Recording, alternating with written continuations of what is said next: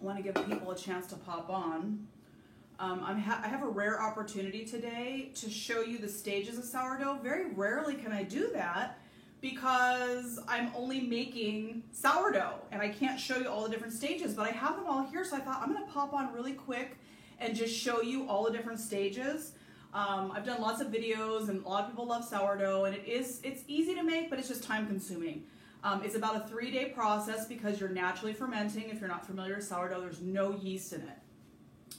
So I have 4 stages, excuse me, of sourdough, and I just wanted to show you really quick so that people are always asking me questions, and I try to explain it, but it's very hard because I'm a visual learner. Maybe you are too. So I just want to show you basically the 4 stages. So you have your starter, and I'm going to come up close and personal. Can you see that? So this is a starter, and you can make your own starter. There's lots of recipes online, and the starter is alive. You can see all those bubbles in there. See it? This is something you have to feed like a pet every week. And you feed it dark rye flour and bread flour and water. That's it. It's not that big of a deal. But of course you're weighing and measuring everything on your scale. So I've got all that apparatus behind me. So this stays in your fridge and you feed it every week. And you can bake bread every week if you want to, or if you don't, you can just keep feeding it, okay? When you want to make bread, you take a little bit of this starter and you add it into, you add more ingredients, more flour. I'm going to pull this off so you can see it. I've got this gross plastic wrap on it. Just want to show you. This is the levain, okay? So this is what actually you need to do with your starter. So you take your starter that's been fed, and now you're going to make the levain. And this is what makes your bread. So once the levain is made, you basically have to wait till it passes a float test. So what you're wanting to do is you want this levain to have sat out on your counter about, if I make it in the morning, usually by the evening I can bake bread, or not bake bread, bake the dough.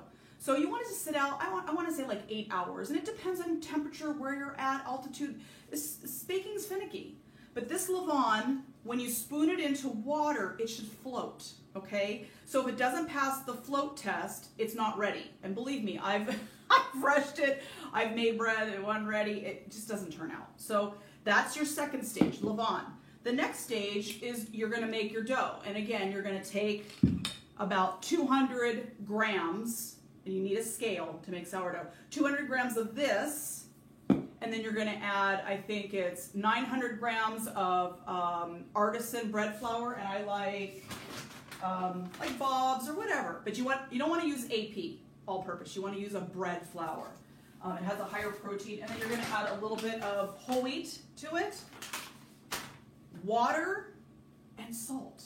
Literally, that's it. There's no sugar, no yeast, no fats, okay? So it's just different kinds of flour, water, and it's purified water. You want to use room temperature water. So I just fill up these, like these Smart Water bottles. I like these. These hold a lot because you need like 700 grams of water for the first session you make.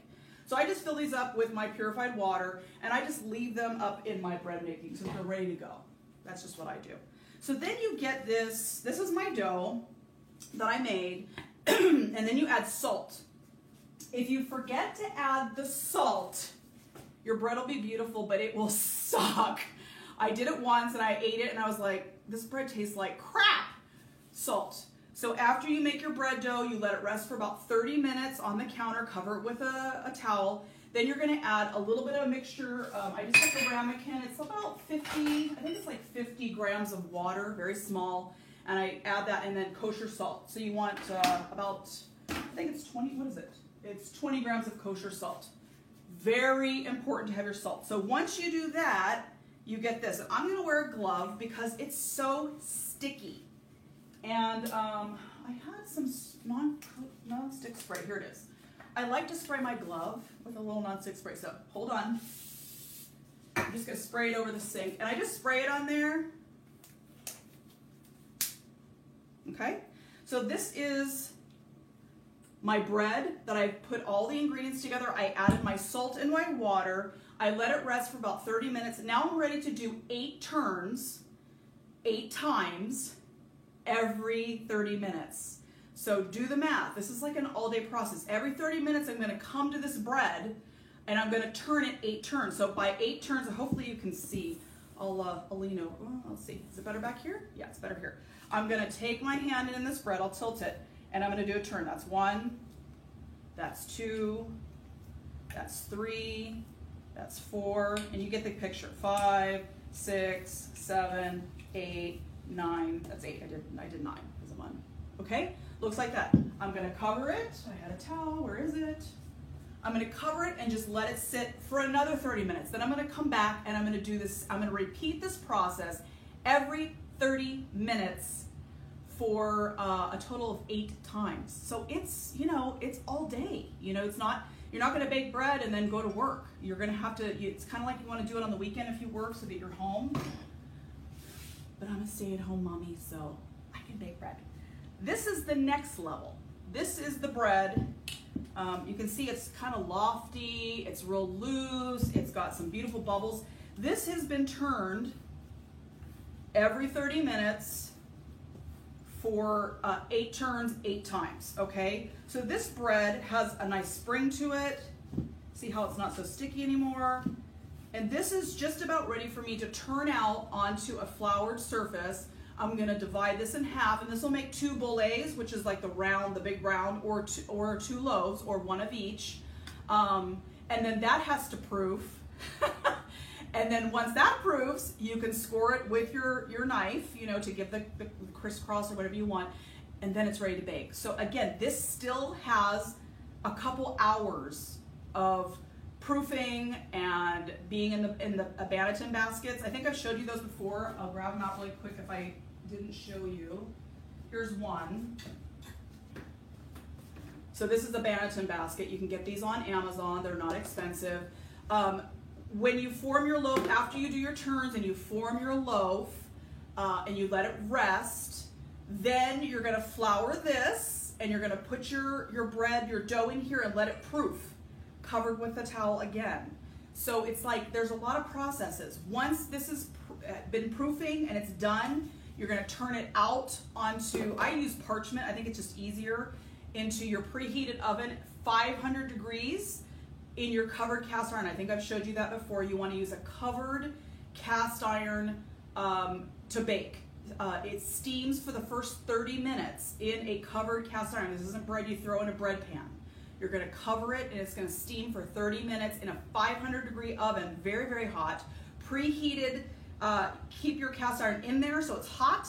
When I turn this out on parchment and I just lift the parchment, I put it into that hot cast iron covered pan, put it in my oven again for 30 minutes. At the 30-minute mark, I'm gonna pull it out, not out, but pull the rack out. I'm gonna take the lid off of the covered container. Now it's just a cast iron container. And let it continue to bake for another 20 to 30 minutes. I have been experimenting with temperatures. And again, your oven, the calibration of your oven and where you live, altitude, yada, yada, yada, is going to affect that. So I feel like a doctor. I'm gonna take my glove off. There we go. So I feel like what you wanna do is you want to experiment. You want the bread to look sort of like it's almost burnt, although it's not. You want a really dark, beautiful crust. That's the one thing with sourdough. You don't want, this is not a fluffy, soft kind of bread. It's an artisan bread. So you want to develop that crust. And so the steaming kind of helps to cook the inside, but you don't want to burn it. So depending on your oven's calibration, I have been turning my oven down to 450 and I play around between 20 and 30 minutes that last phase. Again, totally depends on your oven and how you're cooking it. Make sure it's in the center rack. And all these things contribute. Once it comes out, I lift it out and let it just sit on the counter and let it cool. This is not the kind of bread you want to put in a bag. If you put it in a bag, it steams and it starts to, it makes the crust, it's not crunchy. When you steam something, it ruins the whole crust.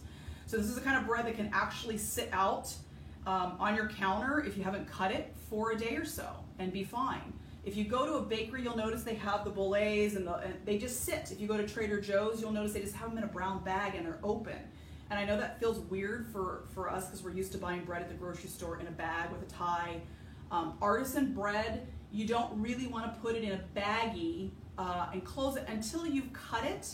So that's why I like the boules. The boules are the round ones that you typically see that people round out and make a soup out of it. I like that because you can cut it in half and you get those really long slices of bread. So you're saying, I only had one slice, even though that one slice is equivalent to probably 3 pieces of regular bread. Just saying. If you don't know the benefits of sourdough, look it up. Again, naturally fermented. If you have a tummy issue with bread, sometimes sourdough is one of those breads you can tolerate. As long as you're not gluten sensitive, you typically can tolerate, your tummy is not as bad with a sourdough type bread because it is fermented naturally. No sugar, no yeast. Okay, so that's why I like it.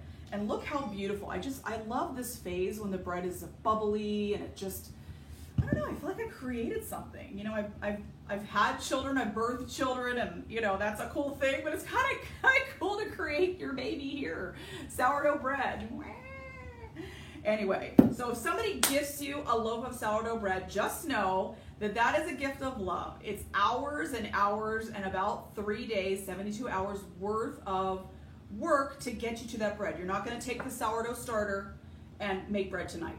Not happening. Sorry. You're going to have to, again, make your levain, has to sit, pass the float test.